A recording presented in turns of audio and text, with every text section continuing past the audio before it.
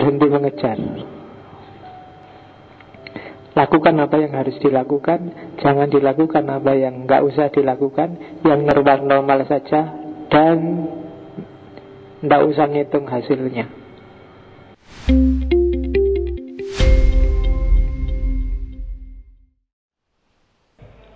Assalamualaikum warahmatullahi wabarakatuh. Oke, terus ini yang agak khas. Musotoku.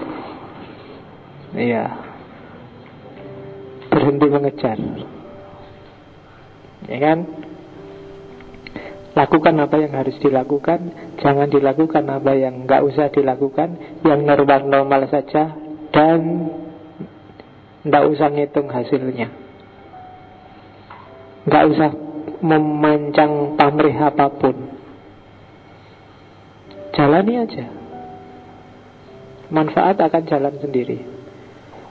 Belajarlah sebaik-baiknya, nggak usah mikir besok dapat apa enggak.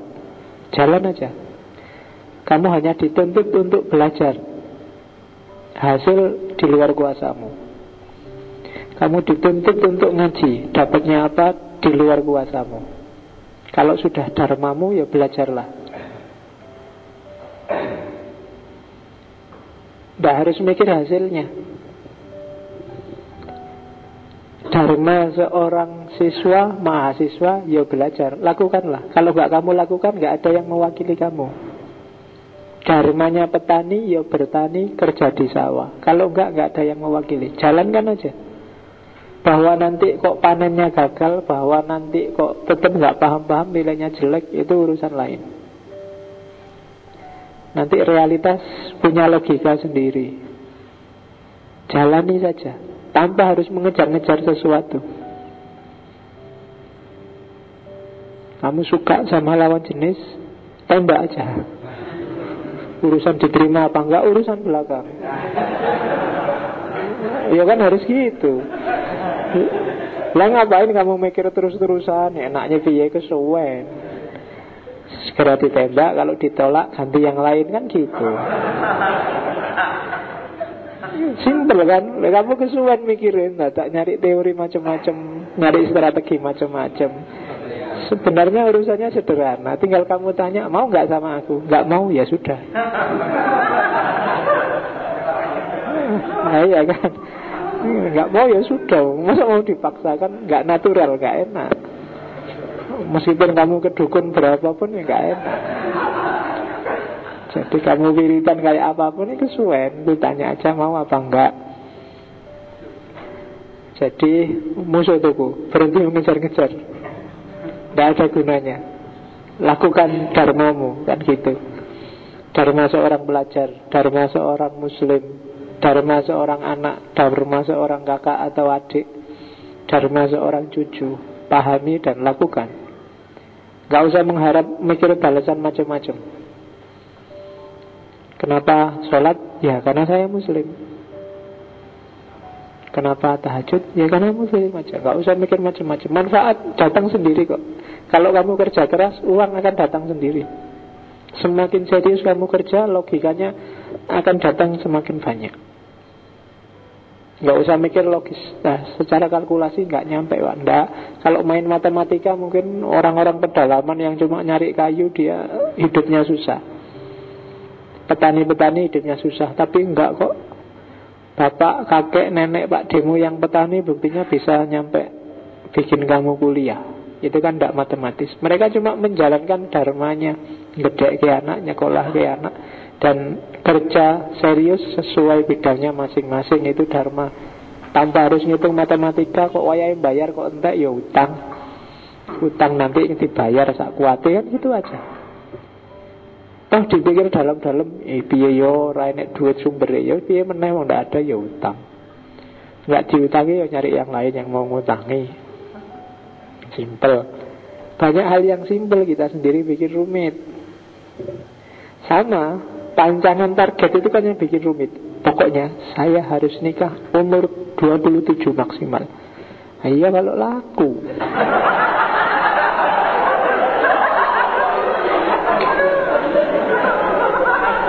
Iya. Kalau tidak laku apa mau 27? Tidak usah dipanjang lah. Begitu ada yang mau, ayolah. Ya dirancang-rancang, mau gimana lagi.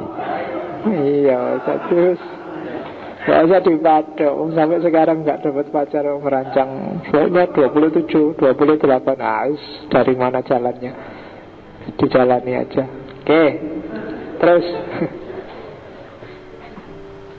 intisari ajaran Zen. Saya ingat ada kisah Zen. Ada guru Zen namanya Huineng. Ini orangnya nyantai nyapol. Jadi satu ketika dia terkenal jadi guru besarnya Zen.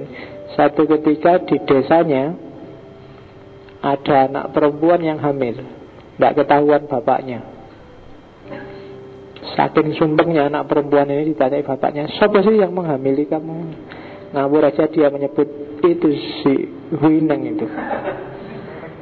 Nah, orang sekampung datangi dia, Huineng, berani-beraninya kamu menghamili anakku. Karena kamu berani menghamili anakku, besok kalau ini melahirkan, kamu yang harus merawat anaknya. Tapi anakku nggak boleh dinikahi. Kok enak kamu? Huineng ya, loh, memang harus begitu. Iya, ya sudah kalau memang harus gitu.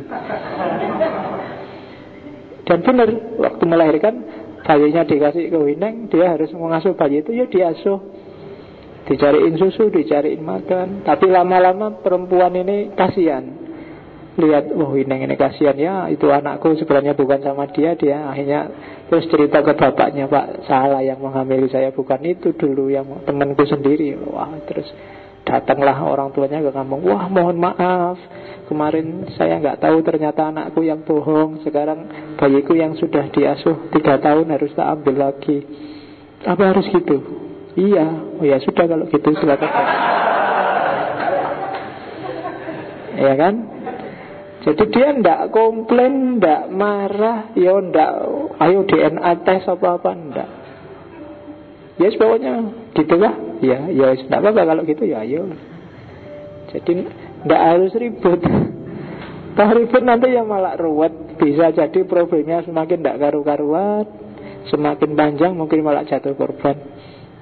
Jadi dia simpel. Padahal sudah mengasuh 3 tahun, mungkin masa-masa pertumbuhan sayang-sayangnya, lucu-lucunya diminta lagi, ya dikasih. Padahal nggak ikut apa-apa, disuruh besarin anaknya, ya nggak apa-apa. Ya kan?